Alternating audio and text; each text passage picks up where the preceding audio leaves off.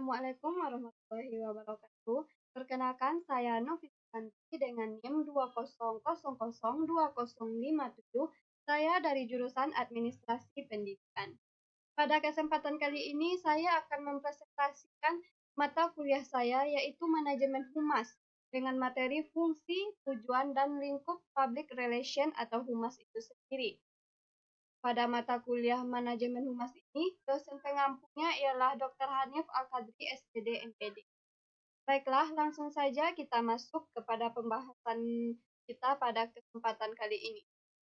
Sebelumnya kita sudah mengetahui apa itu public relation yang telah saya jelaskan pada pertemuan pertama. Selanjutnya, pertemuan kedua ini, public bisa diartikan sebagai audiens. Audiens ini ialah di mana sebuah lembaga ataupun organisasi berada. Publik dan audiens ini terdapat dua, yaitu eksternal, orang yang berada di luar organisasi, dan internal maupun orang yang berada di dalam organisasi. Public relation ini adalah sebagai jembatan antara perusahaan atau organisasi dengan publiknya, terutama tercapainya mutual understanding, yaitu saling pengertian antara perusahaan dengan publiknya. Public relation ini adalah fungsi manajemen yang membangun dan mempertahankan hubungan baik dan bermanfaat antara organisasi dengan publik yang mempengaruhi kesuksesan ataupun kegagalan organisasi tersebut. Baiklah, langsung saja. Yang pertama, kita akan membahas tentang fungsi dari public relation ini. Adapun fungsi dari public relation ini, yang pertama yaitu membina hubungan baik antara organisasi ataupun lembaga dengan khalayak atau publik. Di sini, maju mundurnya suatu organisasi berada di tangan public relation-nya. Public relation ini menjual fakta. Misalnya yang dipromosikan adalah fakta A, yang sampai ke khalayak harus juga A, sebagai agar citranya terjaga baik. Misalnya, kita seorang mahasiswa ingin mendapatkan nilai A, maka kita harus membangun kepercayaan pada diri kita dengan bersikap baik kepada dosen tersebut, mengerjakan tugas-tugas sesempurna mungkin yang diberi dosen tersebut, dan sehingga kita dapat membangun komunikasi yang baik. Ketika citra kita sudah baik di mata dosen ini, maka nilai A bukanlah suatu masalah bagi dosen. Yang selanjutnya ialah mengidentifikasi opini masyarakat, organisasi, opini mereka yang menjadi publik. Di sini, misalnya dalam suatu perguruan tinggi, terdapat jurusan A, yang mana jurusan A ini sangat sedikit diterima di dunia pekerjaan. Maka, public relation ini akan mengidentifikasi, menganalisis, dan mencari fakta-fakta di lapangan. Kenapa jurusan ini tidak mendapat pekerjaan? Jadi, data yang sebenarnya akan dikumpulkan oleh seorang public relation, sehingga terjawablah permasalahan tersebut. Fungsi yang selanjutnya yaitu memberikan layanan, memberikan sumbangan, dan tujuan serta manfaat bersama. Di sini, karena public relation lah yang mengetahui fakta yang sebenarnya, maka mereka berkewajiban melayani publik. Misalnya dalam konteks perguruan tinggi tadi. Misalnya public relation internal ialah seorang mahasiswa. Maka kewajiban bagi lembaga ialah memberikan layanan super primer kepada mereka agar mahasiswa tersebut nyaman, sehingga mereka mempunyai cerita baik untuk disampaikan ke lingkungannya, keluarganya, maka akan muncullah mahasiswa lainnya yang akan berkuliah di perguruan tinggi tersebut. Fungsi yang selanjutnya yaitu memiliki kemampuan komunikasi yang baik dan efektif. Melalui komunikasi yang baik dan efektif ini, maka publik akan mempunyai pandangan yang sama terhadap suatu permasalahan, sehingga publik mempunyai pemikiran yang sama dalam menyelesaikan permasalahan yang dihadapi dengan seorang public relation, sehingga tidak terjadinya miskomunikasi. Adapun fungsi yang selanjutnya yaitu menunjang aktivitas lembaga untuk mencapai tujuan. Maksudnya di sini, ketika semua fakta sudah ada pada mereka, mereka berkewajiban membantu pemimpin dalam menyelesaikan masalah dalam rangka mencapai tujuan organisasi mereka. Baiklah, selanjutnya, fungsi public relation lainnya, yaitu yang pertama, menjalankan program terencana dan berkesinambungan sebagai bagian dari manajemen organisasi. Yang kedua, berurusan dengan hubungan antar organisasi dengan publiknya. Yang ketiga, memantau pengetahuan, pendapat, sikap, dan perilaku di dalam dan di luar organisasi. Yang keempat, menganalisis pengaruh kebijakan, aturan, dan tindakan yang dipandang menimbulkan konflik dengan kepentingan publik dan keberadaan perusahaan. Yang selanjutnya, memberikan saran dan masukan kepada manajemen dalam pembuatan kebijakan, aturan, dan tindakan yang dipandang menimbulkan konflik dengan kepentingan publik dan keberadaan perusahaan.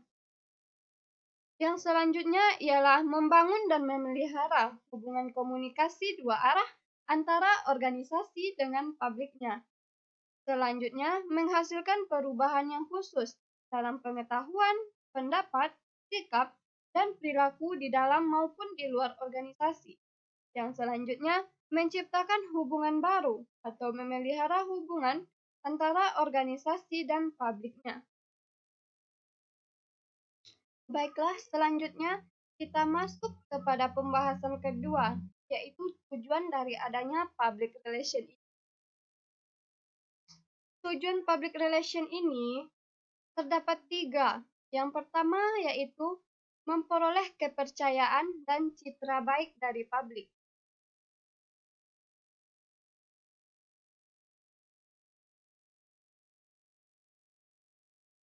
Baiklah, selanjutnya kita masuk kepada pembahasan kedua, yaitu mengenai tujuan public relation. Baiklah, langsung saja. Tujuan public relation ini yaitu yang pertama, memperoleh kepercayaan dan citra baik dari publik. Yang kedua, menciptakan opini yang baik tentang lembaga, organisasi, kepada masyarakat. Misalnya di sini ada opini terhadap perguruan tinggi tadi, yang mana jurusan A ini mendapatkan peluang kerjanya sangat sedikit. Jadi di sini PR akan menciptakan opini yang baik dengan mencari tahu fakta-fakta yang ada dan apa yang harus dilakukan selanjutnya agar jurusan A ini bisa diterima dalam pekerjaan. Yang ketiga, menciptakan hubungan yang harmonis. Public relation ini menciptakan hubungan yang harmonis dengan publik, sehingga tujuan organisasi mereka bisa mereka capai dengan baik dan efektif. Baiklah, selanjutnya, tujuan public relation menurut Jeffkins. Yang pertama yaitu untuk dapat mengubah citra umum di mata masyarakat yang sehubungan dengan terdapatnya kegiatan-kegiatan baru yang dilakukan oleh suatu perusahaan.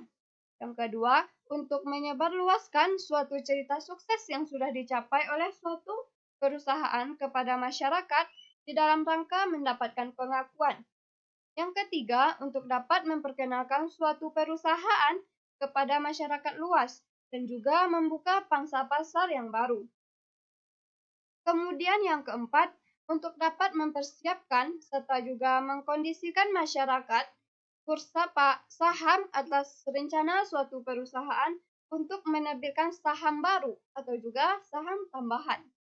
Yang kelima, untuk dapat memperbaiki hubungan antara suatu perusahaan dengan masyarakatnya dengan sehubungan dengan sudah terjadinya suatu peristiwa yang mengakibatkan adanya kecaman, kesangsian, atau juga salah paham di lingkungan masyarakat terhadap niat baik suatu perusahaan. Yang keenam, untuk dapat mendidik konsumen supaya mereka lebih efektif, serta juga mengerti dalam memanfaatkan produk-produk suatu perusahaan.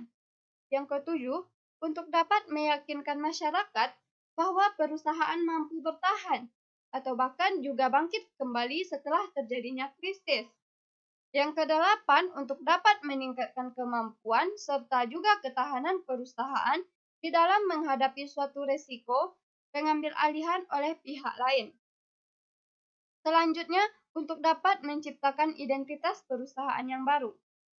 Kemudian, untuk dapat menyebarluaskan informasi tentang aktivitas juga partisipasi para pimpinan perusahaan organisasi di dalam kehidupan sosial sehari-hari. Selanjutnya, untuk dapat mendukung keterlibatan suatu perusahaan sebagai sponsor dari suatu acara.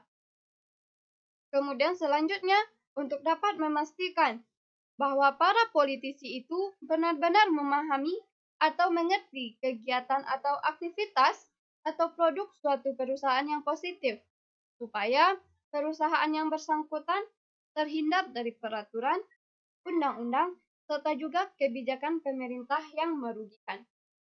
Dan yang terakhir, untuk dapat menyebarluaskan kegiatan atau aktivitas riset yang telah dilakukan perusahaan, supaya masyarakat luas dapat tahu betapa suatu perusahaan itu mengutamakan kualitas di dalam berbagai hal. Selanjutnya, ada tujuan public relation menurut Rosadi Ruslan. Yang pertama yaitu menumbuh dan mengembangkan citra suatu perusahaan yang positif untuk publik eksternal maupun juga masyarakat serta konsumen. Yang kedua, mendorong tercapainya rasa saling pengertian di antara publik sasaran dengan suatu perusahaan. Yang ketiga, mengembangkan sinergi fungsi suatu pemasaran dengan adanya public relation. Yang keempat, efektif di dalam membangun pengenalan merek serta juga pengetahuan merek. Yang terakhir, mendukung bauan pemasaran. Selanjutnya, tujuan public relation secara universal. Di antaranya, yang pertama, menciptakan public understanding, yaitu pengertian publik. Pengertian belum berarti persetujuan atau penerimaan, dan persetujuan belum berarti penerimaan. Di sini, publik memahami organisasi ataupun perusahaan tersebut dalam masalah produk atau jasa, aktivitas-aktivitas, reputasi, perilaku manajemen, dan sebagainya. Yang kedua, menciptakan public confidence. Artinya adanya kepercayaan publik terhadap perusahaan. Yang ketiga, menciptakan public support. Artinya adanya unsur dukungan dari publik terhadap perusahaan, baik dalam bentuk material maupun spiritual. Dan yang terakhir, menciptakan public cooperation, adanya kerjasama dari publik terhadap perusahaan. Pembahasan ketiga kita yaitu tentang lingkup public relation. Lingkup public relation ini terdapat 8. Yang pertama, writing and edit, yaitu membuat macam program atau produk yang tujuannya untuk promosi ke masyarakat luas, menulis dan memproyeksikannya, membuat segala sesuatu sebagai bahan promosi. Yang kedua, media relation and placement, menghubungkan media dari media cetak, online, medsos, agar semua kalangan mampu menerbitkan berita-berita yang positif. Yang ketiga, research. Ini adalah bagian tugas terberat dari seorang public relation, yang mana mereka harus meneliti setiap fakta dan data yang ada, setiap kondisi yang terjadi. Mereka adalah pengumpul data dan fakta untuk mencari kebenaran dalam rangka mencari solusi untuk pemecahan masalah. Yang keempat, manajemen organization, yang mana di dalamnya ini mencakup planning, organizing, executing, and controlling. Seorang PR merencanakan suatu lembaga akan diapakan lembaga tersebut. Kemudian mereka akan mengorganisasi secara luar biasa. Mereka akan mengexecuting dan mengontrol supaya pemikiran negatif terjawab. Yang kelima, counseling, yaitu mereka memberikan konsultasi pada manajer puncak mengenai isu-isu sosial, politik, peraturan baru, masalah di lapangan tentang lembaganya, yang bahkan pimpinan puncak sendiri tidak mengetahui data tersebut. Sebagai seorang PR, berkewajiban memberikan bimbingan tersebut. Kemudian yang keenam, special event. Perlu event-event besar yang digelar lembaga atau khalayak tahu tentang lembaga kita, supaya mereka tahu seberapa hebatnya lembaga kita. Yang ketujuh, speaking in production, yaitu bagaimana mengkomunikasikan lembaga ke industri untuk publik internal ini agar bisa diterima dengan baik. Kemudian yang ke-8, production, yaitu menciptakan komunikasi menggunakan multimedia, seni, audio, video editing, layout, dan lain-lain. Kemudian kita juga akan membahas tentang lingkup public relation ini pada umumnya. Yang pertama tadi sudah jelas, yaitu penulisan dan penyuntingan. Yang kedua, information. Ketiga, production. Yang empat, peristiwa khusus atau special event. Yang keenam, yang kelima, pidato atau speaking. Yang keenam, penelitian dan penilaian. Yang ketujuh, penyusunan atau kegiatan programming. Yang kedelapan, keterpautan. Sebenarnya tidak begitu jauh dengan ruang lingkup public relation. Tapi untuk lebih jelasnya, kita akan membahas lagi satu persatu tentang kedelapan lingkup.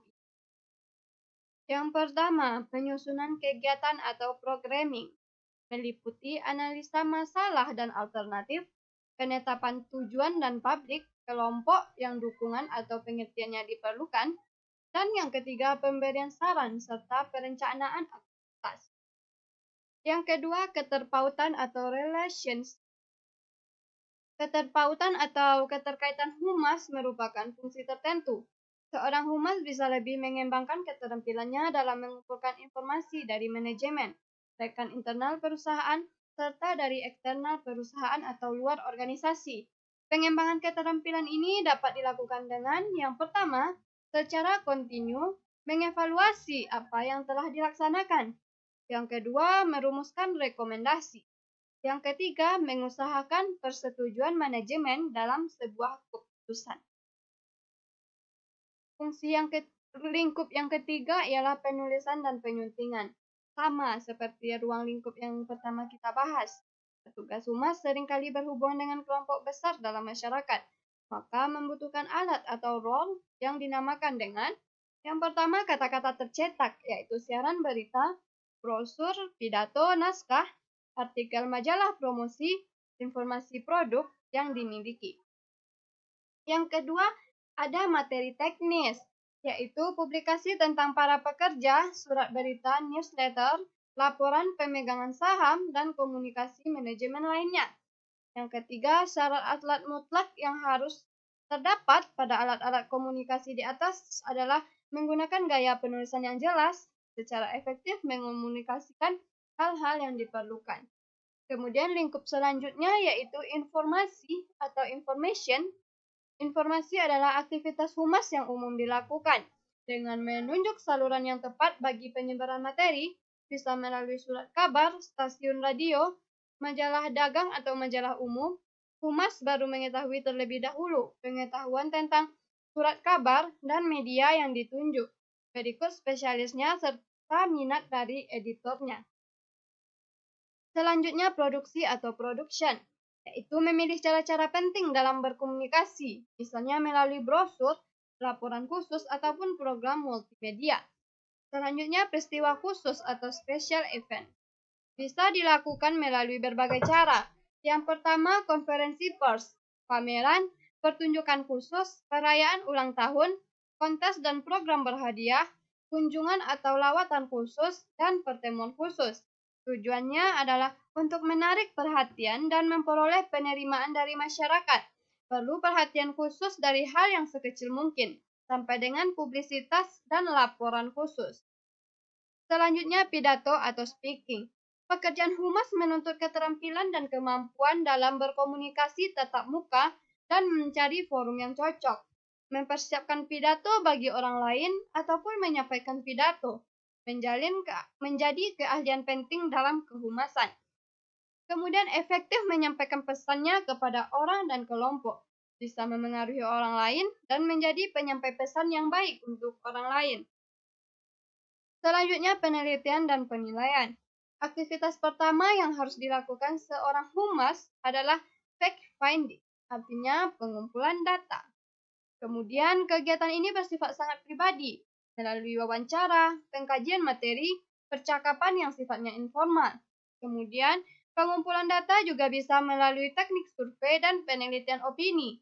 Setelah program selesai, humas harus mempelajari hasilnya dan menilai pelaksanaan dan keefektifan program untuk dilaporkan kepada manajemen. Baiklah, hanya itulah pembahasan saya pada pertemuan kali ini. Jika terdapat kesalahan, saya mohon maaf. Saya juga mengharapkan kritik dan saran dari Bapak, teman-teman, dan bagi yang melihat video ini untuk perbaikan video ke depannya. Jika terdapat kesalahan, saya mohon maaf. Saya akhiri dengan Assalamualaikum warahmatullahi wabarakatuh.